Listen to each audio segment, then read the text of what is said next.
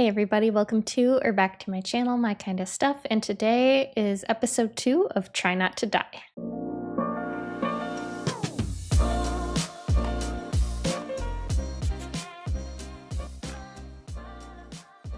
Alright, if you missed episode 1 of Try Not to Die, I will make sure I link it down below. I will be putting together a playlist of this series. There will be 12 videos in total because there are 12 Try Not to Die books.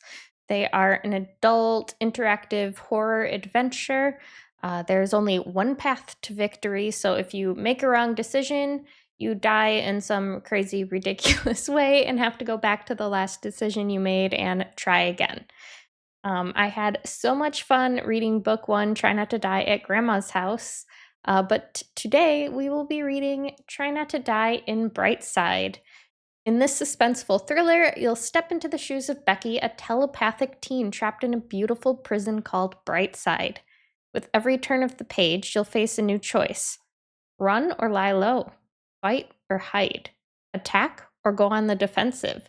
Your decisions will determine whether you live or die as you navigate through a world where you can't trust anyone, not even your own thoughts. This one seems even more weird and crazy than the first one. In the first book, we were just a normal teenager, but now we are a telepathic teenager who can't even trust their own thoughts.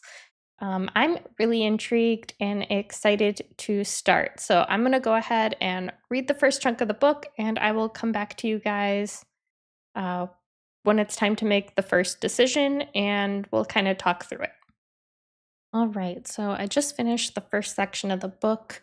We start out and we're kind of just like doing yoga in our room and discussing where we used to live with our parents and kind of like investigating our surroundings out the window. We are in Brightside, which is kind of like I think it's like a prison for people with special abilities. She talks about there being like different places for them to go work, and there's people called the Boots, which you don't want to get wrapped up in things with them. And I don't know, it's very like vague as to what anything or anyone is in particular right now. But the girl in the room next to her is getting attacked, and because she's telepathic, she can kind of like sense that this is happening, and all of a sudden she's having a panic attack almost and like curling up in a ball on the floor until she realizes that it's because of what's happening to the girl in the room next door.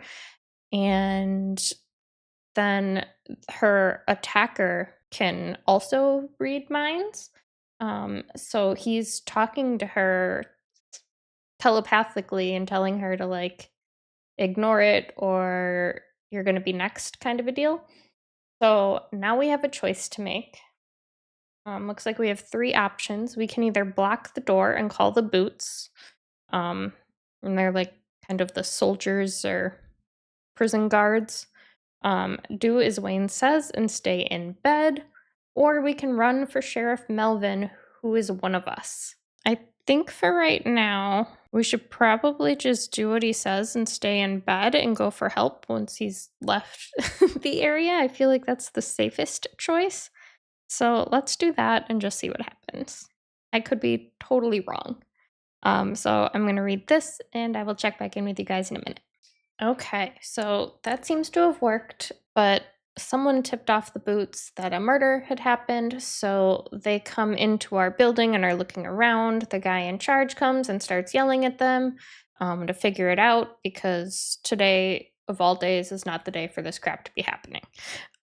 So now they're going to start interrogating everyone in the building, so I grab Twister, who is my cat, and I put on my hat and I'm like going to have to figure out what to do now. So I can either take Twister to the vet and keep an eye out for Wendell, who is my friend from back home, because I want to tip him off on what's going on, or I can tell the Boots what I know because I think they'll protect me.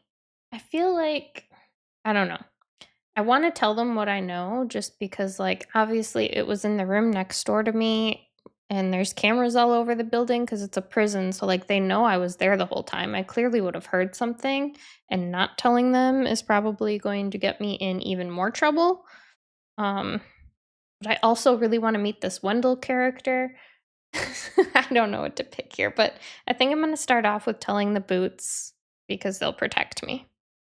All right. Well, so I wander to the room next door, find one of the Boots in there, and I can kind of get a feel off of him that this was more than he signed up for and he doesn't really know what to do. He's overwhelmed. So I act sweet and innocent and say that, I heard this commotion take place and the person who did it threatened me through the wall, that he would kill me if I told anyone. So the boot decides to try to handcuff me and take me to the cabin, which is kind of like where the chief stays, so that he can interrogate me.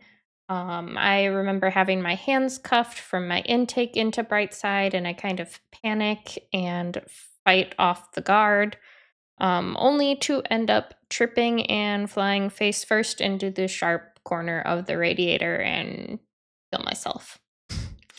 So, go me. We have our first death, and we will be trying again. So, our only other option for this was to take Twister, our cat, to the vet and keep an eye out for Wendell so we can tell him what's going on. So, we're going to do that, and I will get back to you when I read this next part. All right, so we were able to get Tommy away from Palmer. Tommy was asking us what's wrong with our cat. Obviously, nothing is really wrong. We're just kind of using it as an excuse to be out and about and out of our room. So we just tell him she has the sniffles, and he kind of goes about his business. We continue on our walk, and we notice some other guy kind of like up on a balcony overlooking everything, and his name is Joe, and we think he's part of like the people that are going to try to like rebel and break out later in the day. But because we're distracted by looking up at him, we end up tripping and falling, dropping the carrier our cat is in. So our cat gets free. It is slipping on ice and about to fall off the edge of a cliff. So now we have a couple options. We can either go after him before he falls, but he's slipping on ice, we're slipping on ice, the ice is cracking. Um, or we can back up and let our cat follow us. So I don't know what to do here. Like, I want to reach out and save the kitty, but I feel like if I do that, we're both going to fall through the ice. But also, if we back up and the cat falls, there's absolutely nothing we can do. Why is this this the most stressful situation in any of these books ever so far for me? I just want to save the cat. Let's try the backing up option first so that we don't break the ice and see what happens. All right. Don't mind me and my blanket. I'm just freezing, so I had to snuggle up. But we got to the vet with our cat. We tried to leave our cat there, but the lady said that they were all filled up.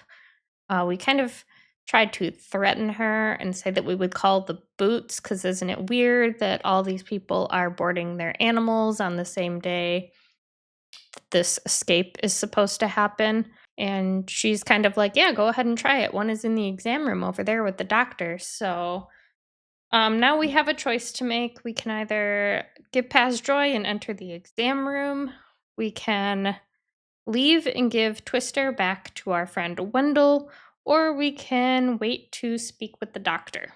I really don't know what to do here. Like, barging into the exam room doesn't sound like the move. It's just going to make everyone think we're crazy. We also saw Wendell on our way to the vet, and he was like eating in a diner. I don't think we can really just go drop a cat off with someone eating in a diner. Maybe let's try and wait and speak with the doctor and see what happens. Okay, so we waited for the vet to come out and kind of ambushed him in the hallway. We went into the exam room and told him that we were afraid for our life and our cat's life because we heard the murder take place and we were threatened by the killer. So he agrees to keep the cat for now for us, and on our way back to work, we stopped by the diner to talk to Wendell, who for some reason in my head, it was her friend, but no, it's actually her brother.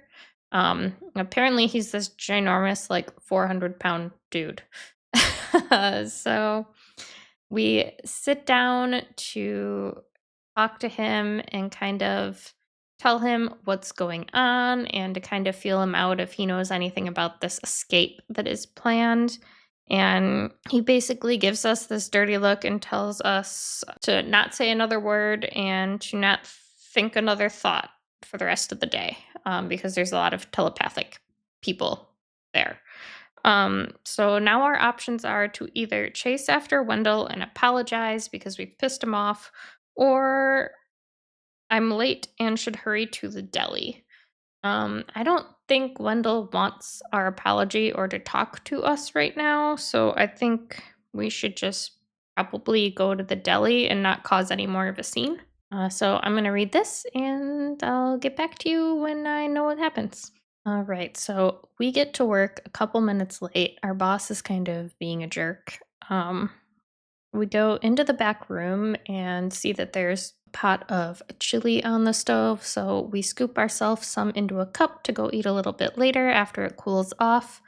But our boss comes into the back room right at that moment and slaps it out of our hand. And we basically get told that we can't eat it, it's for the boots, and something seems really weird and fishy. Our coworker comes out of the bathroom and apologizes that he should have been there watching the pot and making sure no one else touched it. So I'm thinking maybe it's like poisoned or something, but I don't really know what's going on. We then go out front and another guy walks in and is asking to talk to our boss who had just gone into the bathroom. So we tell him, he can wait, or this guy brought in a cake and we told him he could leave it with us. So he ends up leaving it with us, but telling us not to touch it. And we bring it into the back room, and our coworker is like acting really weird about it. And he kind of, it's got something to do with this chili thing too. Like there's something weird happening.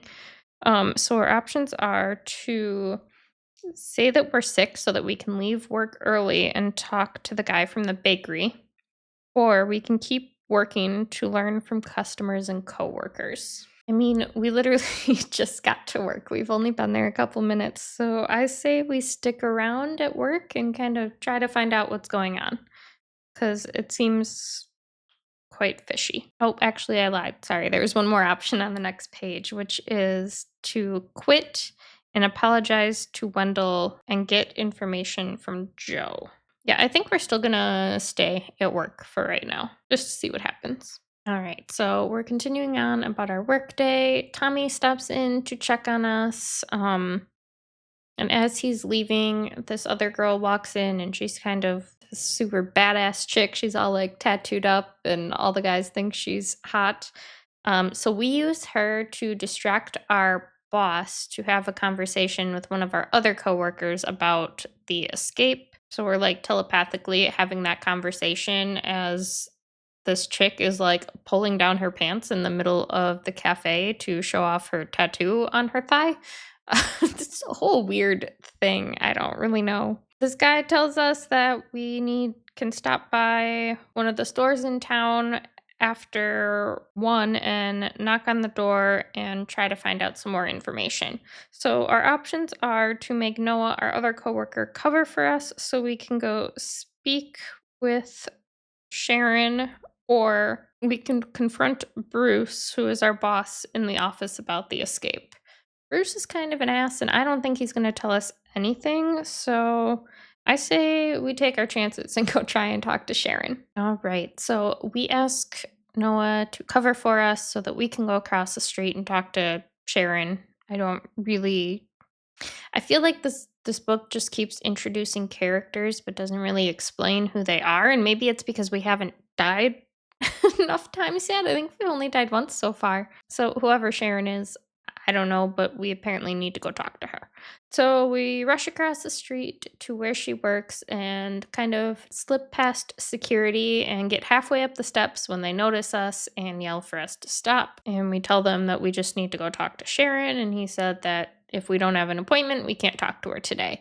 And we ask if that's always her policy or if it's just a today thing. And then he's kind of onto the fact that we know that something is going on today. So we're trying to like continue up the steps slowly, but He's coming for us, and we think we could maybe blackmail him with his thoughts if we need to, or maybe just try rushing in. So we have a decision. We have three options to pick from. We can either threaten to tell the Boots about the escape, we can leap for the door and lock it behind us, or we can blackmail him with his thoughts. This feels like a run situation, so I feel like we should leap for the door and lock it behind us and see what happens.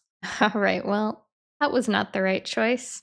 Um, Basically, the security guard catches up to us. We struggle up on the landing and end up falling over the side of the railing, and we land and crack our skull. We don't die from it immediately, but then the security guard also falls over the railing and lands on top of us, and that does us in. So now we need to go back and try again. So our options are to either threaten to tell Boots about the escape or to blackmail him with his thoughts. Let's go for blackmail because that sounds fun. Let's see what happens. All right, so threatening the security guard worked. We were able to get into his mind and see that he has deviant thoughts about younger girls, and we are only 16. So, yeah, we talk him into leaving before we tell the Boots on him and are able to get up into Sharon's office. She kind of plays stupid at first, and I did find out now that she's like the psychiatrist for all the people that newly enter into Brightside. Um, and she's kind of confused at first. She's like, "Hey, our appointment isn't until Friday. Why are you here now?" And we let her know that we know there is an escape being planned and that we want in. And she tells us that it's too late, that, we can't be in on it. And we start to threaten her.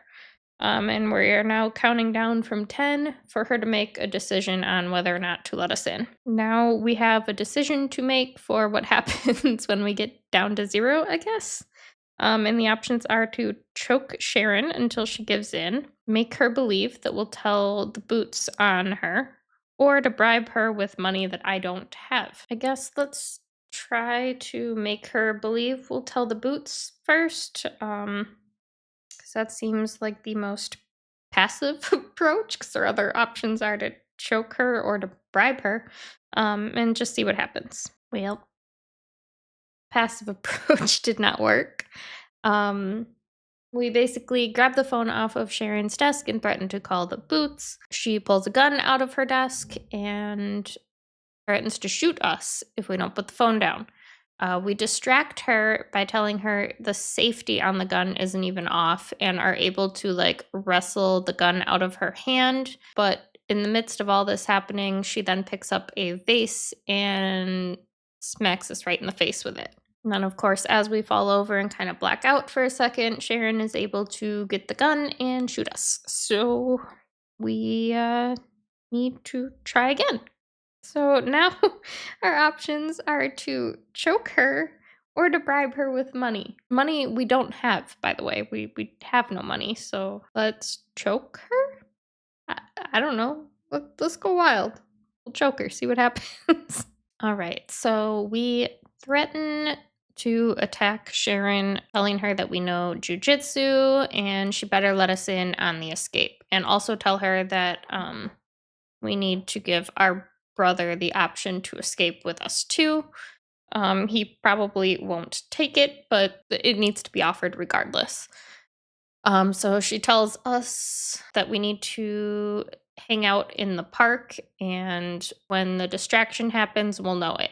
But she doesn't know what the distraction is or what really is happening. But her plan is to escape and then upload some videos about what is happening in Brightside in hopes that it will get shut down. So Sharon has us leave and send up our brother because he works in the same building as Sharon. So we do that, and on our way back to the diner to work, Tommy is like in a back alley and has us come back and talk to him and says that someone is onto him and that we need to deliver the poisonous chili to the barracks and the cabin for the boots to eat. And we don't know that we really want to do that because we don't want to be responsible for that many deaths, but basically agree to it because we also don't want to be the reason the escape fails. But we also don't want to be the reason the escape fails. So our options right now are to agree to deliver the food or say, I can't be part of it, but I promise to keep the secret. Tommy's also telling us that after we deliver the food, we should go back to our room and not stay at the park. So we're getting conflicting instructions, so it's kind of weird, and I don't really know who to trust at this point. Tommy could just be using us because he wasn't really our friend, but Sharon's sketchy too, so I don't know. I think I'm gonna say that I can't be part of it, but that I promise I'll keep the secret and just see what happens because I don't necessarily want to be responsible for mass murder either. Well, I should have known that wasn't going to work, but basically tell Tommy we don't want any part in killing everybody, and he says fine and that we're good, but we can kind of sense that things are off. So we head back into work, and as we do, Noah's cleaning up from making food for the customers, and he's cleaning off a knife. And Tommy walks by and telepathically tells him that we're a liability and loose ends need cleaning up. So Noah's coming to attack us. We back up against the double doors into the back room, and our boss is back there, so he opens the door and shoves this giant sandwich in our mouth. And basically, between the two of them, we get choked to death. So, trying again, I guess we agree to deliver the food because that's our only other option. All right, so we are heading out to deliver the food. We stop by the barracks first and drop off their bag of food. And then we are headed to the cabin to drop the food off there. When we arrive, we run into Jenny, who just happens to work there, and she says that she also likes jujitsu and wants to train with us, and basically sends everyone that was in the lobby away and asks us to come back with her and train in the back room, but also pulls out this gun to bring with her. And so our options are to say that I need to hurry back to work and run home, or to act natural and go in the back with her. I'm not one to follow random women with guns into back rooms, so I'm gonna just say that we need to hurry back to work and see what happens. Well, so Jenny scoops us some chili and basically forces us to eat some as her official taste tester. We try telling her that we don't feel good, but she's not taking no for an answer. So we take a couple of spoonfuls of chili and have to eat it, even though we know it's poisoned. Um, and then she finally lets us leave. We go outside around the corner of the building and try to make ourselves vomit up the poison, but apparently we were too late because we fall dead face first in the snow. So I guess now we go back and try to act natural and follow her into the back room. All right, so I follow Jenny back into the station, and she shows me the room where she's going to set up the mats for us to practice training together. We also drop off the chili, and one of the doctors that works there starts eating it. He then gets asked to go take a look at a patient because one of the boots busted her head open or something. But he's starting to already sweat and not feel good. And so we get nervous and kind of rush out. We are on our way back. We stop by the park because there's a helicopter overhead. So we kind of duck under a tree to avoid being seen. The helicopter continues on towards the square. And from the distance, we can see someone up on top of the building that our brother works at. And they pull out a rifle and shoot at the helicopter. And the helicopter comes crashing down into the square. Now we have a couple choices to make. We can either stay in the park and assume this was the sign we were waiting for. We can run home, or we can help with the crash. I don't know what we're really gonna do to help. So maybe let's stay in the park and see what happens.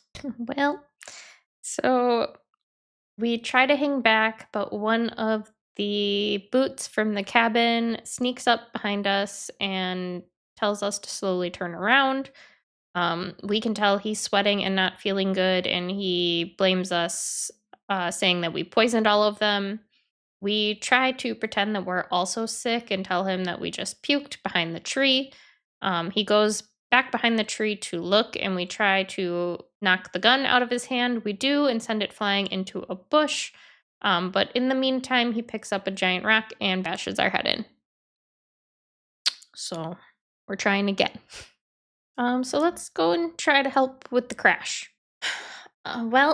So we rush over to the crash, and there's like a couple women sitting on the bench with shrapnel sticking out of them. There's a man who clearly got burnt laying on the ground, and we can't figure out why no one is helping them.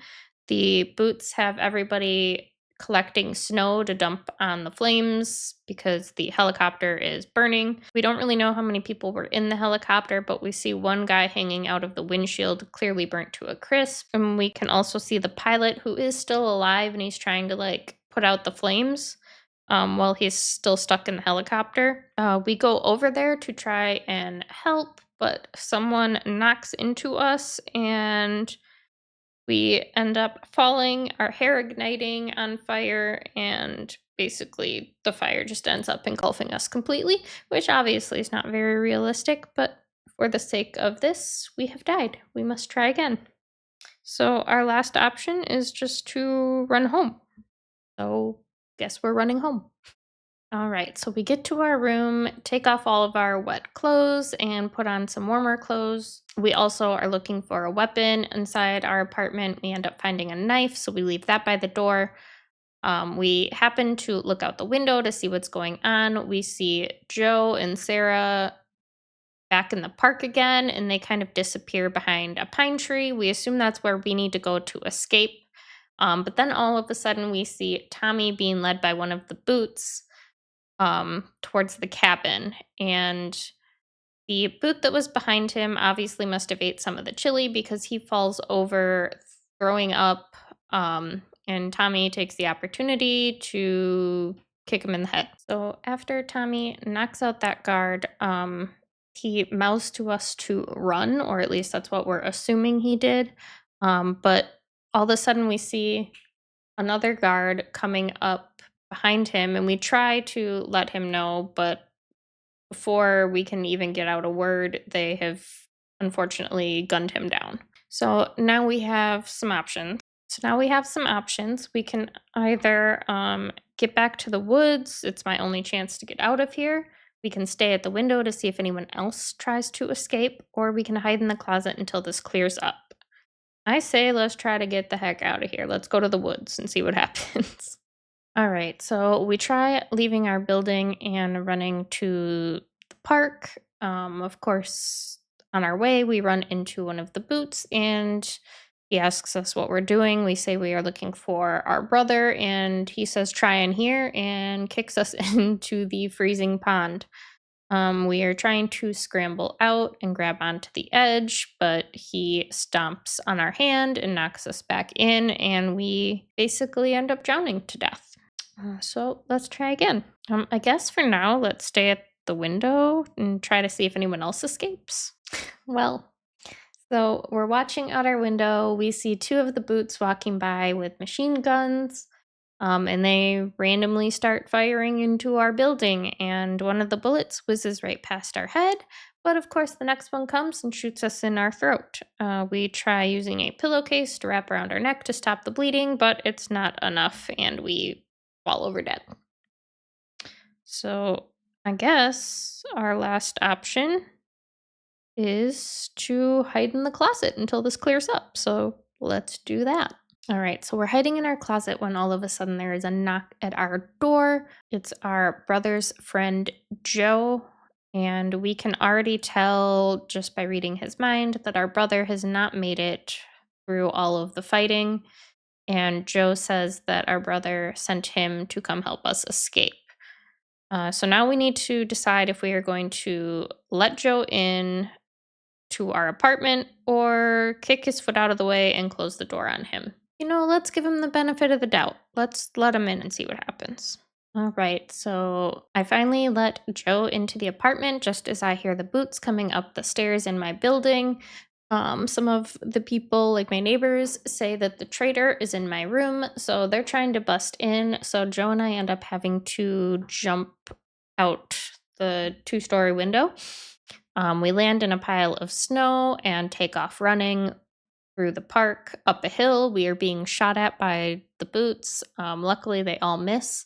We come to a cave, and Joe tells us we have to go in. Um, he also says that Wayne, the original killer's body, was there, and now it's gone, and he's not really sure where it went or who took it.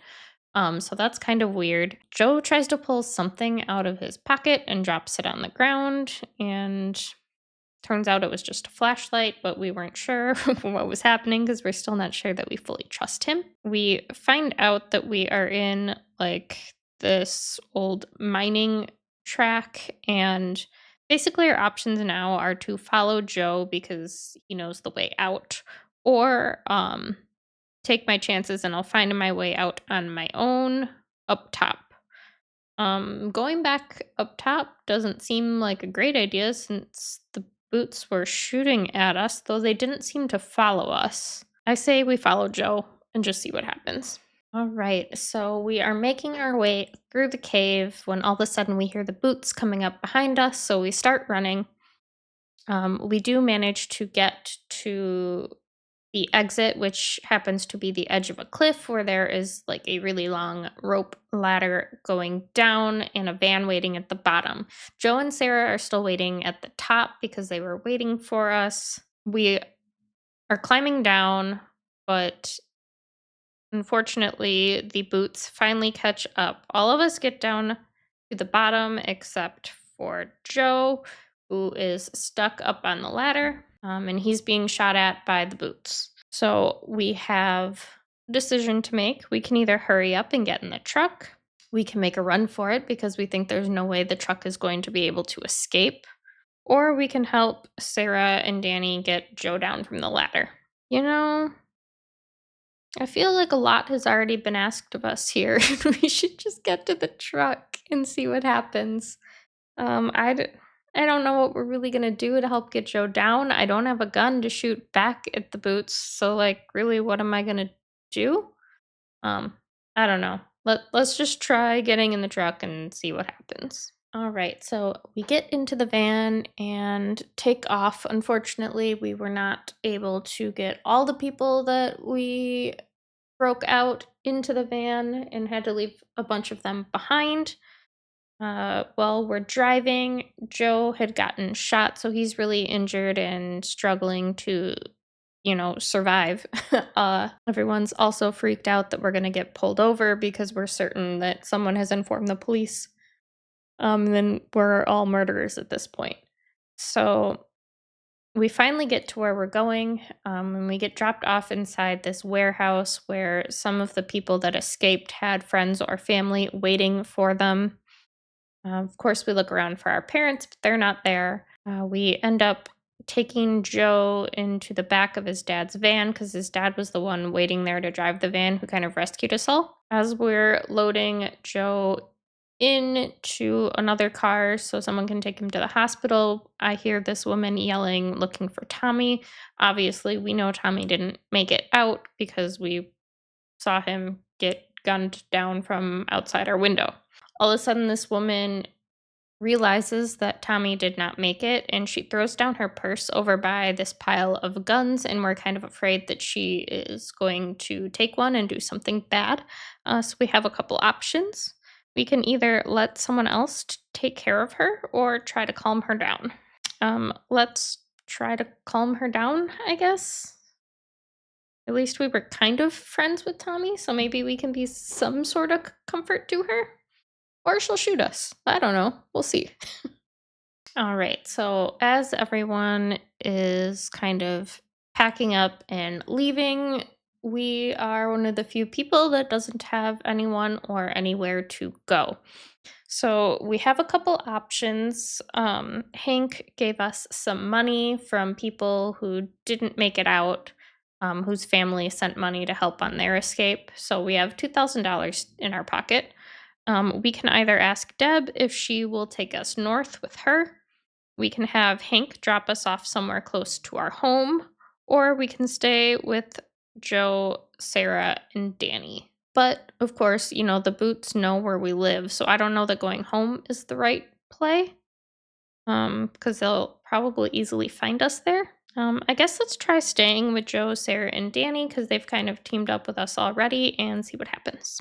All right, so we have all changed out of our bloody clothes and into some leftover clothing from people who did not make it. We kind of have like our cover story put together, and we are just about to leave when all of a sudden we see police lights coming, and Hank yells at us to change up and go right instead of left. Now we kind of have a decision to make. We can either jump out of the car and hitchhike to the nearest town, or we can just tell Sarah to listen to Hank and go right. I don't see how we're gonna get away quick enough on foot that the police wouldn't find us, so I say we try going right and see what happens. All right, so we've made it out of that situation. Hank drove the truck into the closest cop car's vehicle and made it roll down a hill. Um, and then he got out with a shotgun and shot at the other one so that we were able to escape. We made it to the highway and we're following Sharon in her car until all of a sudden everyone started slowing down and we got to this like checkpoint that the Boots had set up. Sharon was a couple cars ahead of us and we could see her like while we were waiting or like give her daughter over to her husband and give them both a kiss. And then she got out of the car and just took off running. And the Boots kind of just walked in her general direction and didn't say anything, just gunned her down. In the meantime, her husband and daughter had gotten out of the car and were holding their hands up in surrender. But unfortunately, the Boots did not take mercy on them either and gunned them down as well. So we decided that we didn't stand a chance, so we took off in the car, jumped the curb, and drove down the embankment. We managed to get away, but our vehicle was ruined, and we see two cars coming up. So Sarah jumps out and kind of blocks them on the road, and we have the option to hijack a car, basically. So we can either make Joe do it, which he's injured, so I don't know how he's going to hijack a car. Or we can pull out the gun and force out the driver of the Cadillac, which happens to be an old lady wearing glasses and her husband asleep beside her. Or we can pull out the gun and force the driver from this silver car, which is just some college age guy. I feel bad stealing the car of the older couple, but I feel like our chances are probably better. So let's try to do that.